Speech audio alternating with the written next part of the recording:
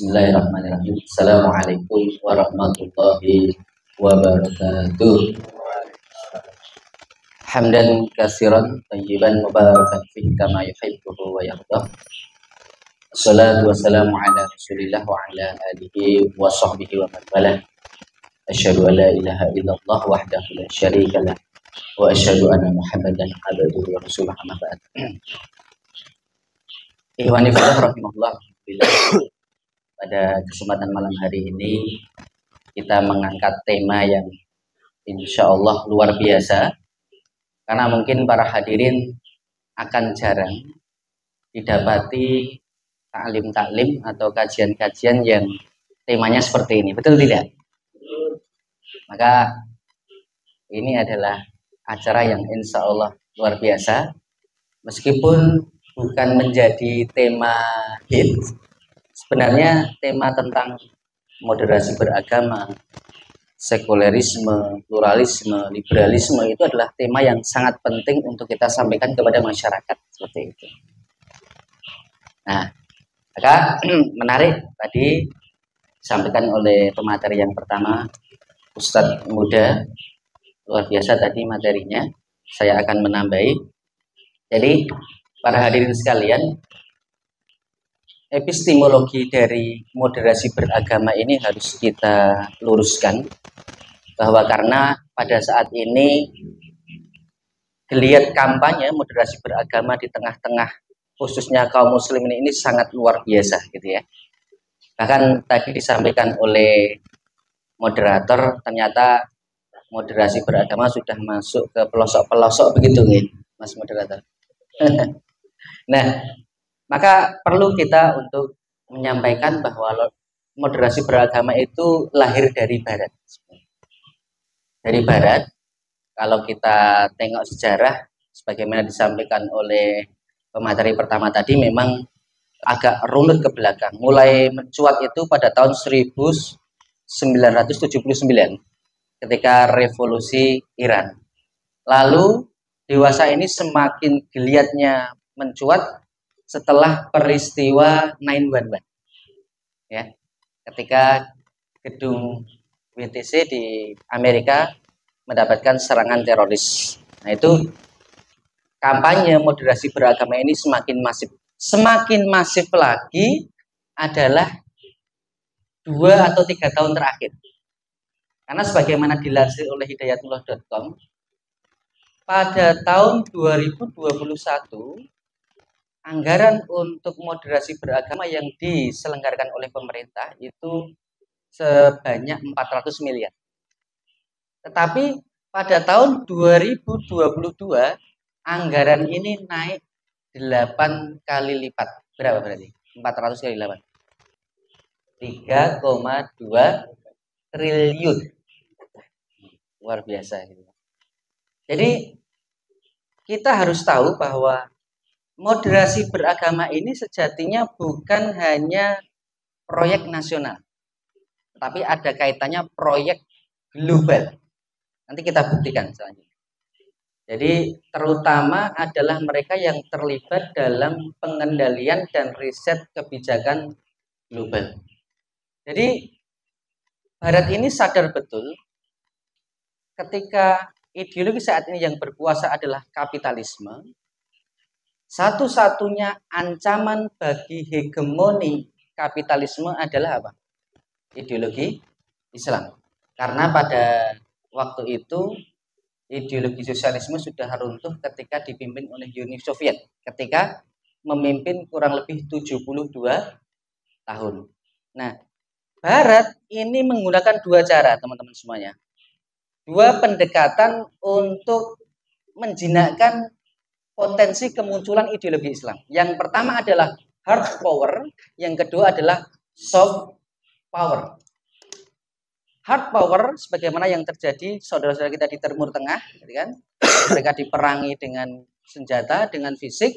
Sementara soft power itu juga dilakukan di negeri-negeri Muslim yang dijajah secara fisik, tapi juga di negeri-negeri Muslim yang tidak dijajah secara fisik. Contohnya di negeri Indonesia. Berikutnya, Kalau kita membahas tentang moderasi beragama, itu sejatinya adalah sebuah istilah teologis. Tapi sejatinya bukan hanya sebatas istilah teologis, tapi moderasi beragama ini sudah menjadi istilah politik. Karena ada tujuan-tujuan politik di dalam istilah teologis itu tadi. Ya. Apa? Maka Barat melakukan sebagaimana juga dulu sudah sejarah itu terulang pada zaman penjajahan, namanya adalah divide et impera. Ya. Satu diinjak, satu dirangkul. Maka nanti ada polarisasi namanya Islam radikal, Islam fundamental, Islam tradisionalis, Islam apa lagi?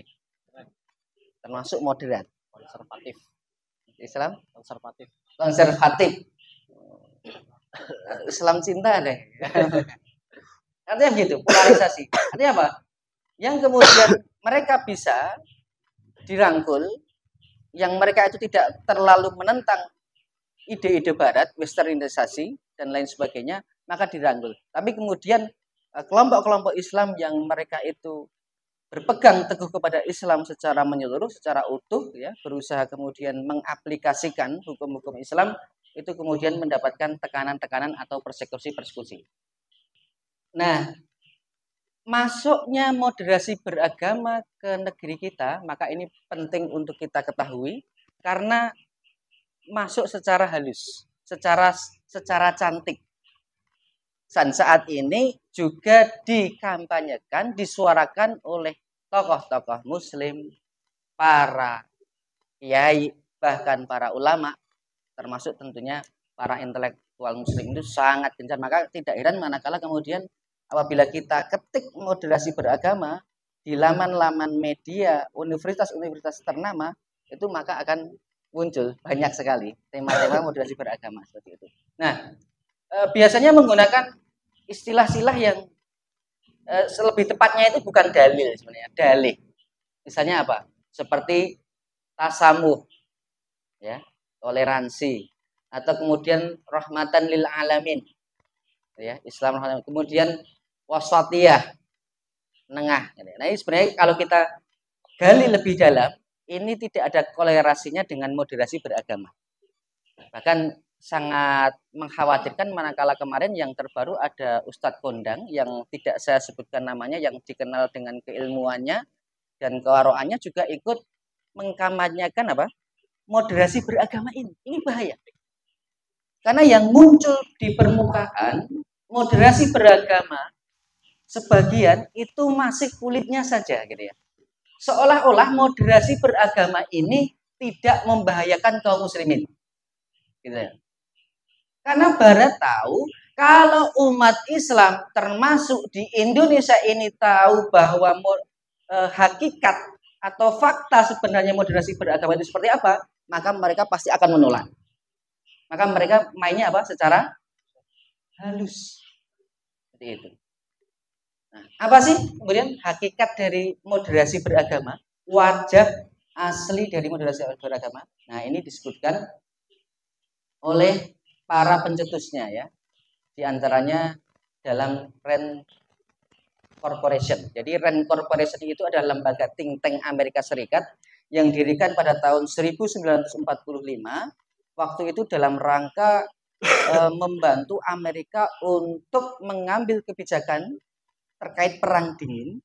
Nah, setelah perang dingin berakhir, maka RAND Corporation ini terus berkembang sehingga kemudian saat ini termasuk membantu Amerika di dalam menangani masalah-masalah politik, ekonomi, keamanan global dan sebagainya. Nah, apa kata sebutkan dalam RAND Corporation ini? Halaman 66. Muslim moderat adalah orang yang menyebarluaskan dimensi-dimensi kunci peradaban demokrasi, termasuk di dalamnya gagasan tentang HAM, kesetaraan gender, pluralisme, menerima sumber-sumber hukum non-sektarian, serta melawan terorisme dan bentuk-bentuk legitimasi kekerasan. Nah, ini di sini banyak poin yang sangat bertentangan dengan akidah dan syariah. Kalau kita mengikuti apa? Irama moderasi beragama yang sebenarnya nanti. Nah, ini Yang baru muncul sebagian di permukaan ini masih kulitnya saja ini, belum aslinya gitu. Itu pun banyak terjadi beberapa kekeliruan, termasuk bagaimana menafsirkan makna wasatiyah, Islam rahmatan lil alamin, gitu ya. Yang kemudian Islam rahmatan lil alamin itu digambarkan ya yang bersahabat dengan siapa? Yunis, Paus dan sebagainya. Nah, berikutnya teman-teman semuanya penting juga Islam moderat itu apa? Disebutkan oleh Jenin Epler. Muslim moderat adalah Islam yang menerima sistem demokrasi. Sebaliknya Islam radikal adalah yang menolak demokrasi dan sekulerisme. Nah, itu. Maka teman-teman yang hadir di sini ini bisa menilai masing-masing. Kira-kira itu saya termasuk radikal yang dipandang oleh Barat atau yang moderat yang dipandang oleh Barat. Moderasi Islam dalam pengertian ini bermakna membangun Islam yang menerima demokrasi dan kesetaraan gender. Ya. Nah, disebutkan juga dalam rekomendasi dari Rand Corporation ini bahwa pemerintah AS harus melakukan perang pemikiran dengan cara apa teman-teman? Dengan cara menghimpun para ulama, ilmuwan, penulis nasionalis, pemberi ceramah untuk apa? Mengajak umat meninggalkan ekstremisme. Maksudnya ekstremisme dalam paradigma mereka, definisi mereka. Gitu. Jadi orang yang ingin menegakkan hukum-hukum Allah, syariat Islam secara kafah dalam bingkai khilafah, menurut mereka juga masuk kategori ekstremisme dan menyerukan moderasi. Lalu kriteria moderat disebutkan dalam Rand Corporation ini apa saja? Yang pertama, dukung demokrasi. Kedua, dukung HAM. Ketiga, dukung freedom of religious atau kebebasan beragama. Jadi maka tidak heran manakala kemudian dalam hukum sekulerisme itu kita bebas keluar masuk agama. Orang murtad bebas dan sebagainya.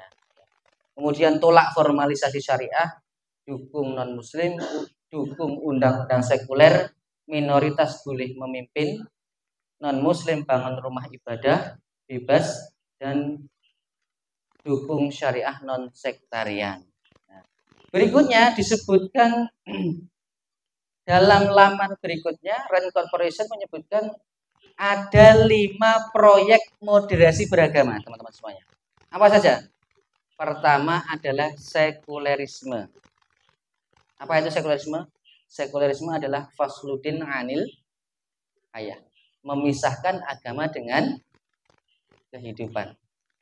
Orang mati menggunakan syariat Islam, tapi untuk mengatur kehidupan malah justru tidak menggunakan hukum Islam. Ya. Kalau sholat, zakat, puasa menggunakan syariatnya Nabi Muhammad SAW yang dibawa oleh Nabi Muhammad SAW, tapi dalam politik, ekonomi, sosial, budaya menggunakan syariatnya siapa? Orang-orang Nasrani dan Yahudi. Maka itu sudah jauh-jauh hari diwanti-wanti oleh Kanjeng Nabi Muhammad SAW sudah semenjak sekitar 1400 tahun yang lalu. Dalam sebuah hadis beliau bersabda bahwa kalian kelak benar-benar akan mengikuti mereka sejengkal demi sejengkal, sehasta demi sehasta, ya. Bahkan apabila mereka masuk ke dalam lubang dop sekalipun, kalian akan mengikutinya. Gitu. Lalu ada seorang sahabat yang dengan diri bertanya, ya Rasulullah, apakah mereka itu adalah orang-orang Yahudi dan Nasrani? Lalu Rasulullah mengatakan, siapa lagi? Nah, entah kita itu saat ini menyadari atau tidak, kita itu mungkin sudah masuk ke dalam apa? Hadisnya Kanjeng Nabi tadi. Kenapa? Mengikuti langkah-langkah Nasrani. Ekonomi, mengikutnya syariat Adam Smith. Politik, ikut siapa? Montesquieu. Atau kemudian sosial, budaya dan lain sebagainya, mengikuti orang-orang Yahudi dan Nasrani. Nah, makanya sangat berbahaya moderasi. Kemudian tadi sebagaimana oleh disampaikan Mas Ustadz Zilal, Proyek kedua adalah relativisme. Apa? Merelatifkan agama. Jadi kita nggak boleh kemudian mengklaim bahwa agama Islam itu paling benar, itu nggak boleh. Ada tetangga saya itu sebenarnya. Tapi saya mau menyampaikan belum sempat. Jadi kita itu ya menganggap bahwa Islam itu paling benar.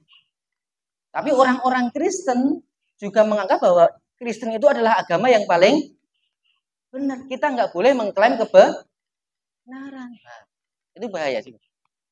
Berikutnya, yang ketiga adalah proyek dari moderasi adalah kontekstualisme atau substansial. Artinya, aturan-aturan Islam dalam Al-Quran, As-Sunnah maupun yang terkandung di dalamnya yang berupa syariat dari Allah Subhanahu wa Ta'ala tidak perlu diaplikasikan, tidak perlu diterapkan. Yang penting nilai-nilai substansialnya sudah dapat.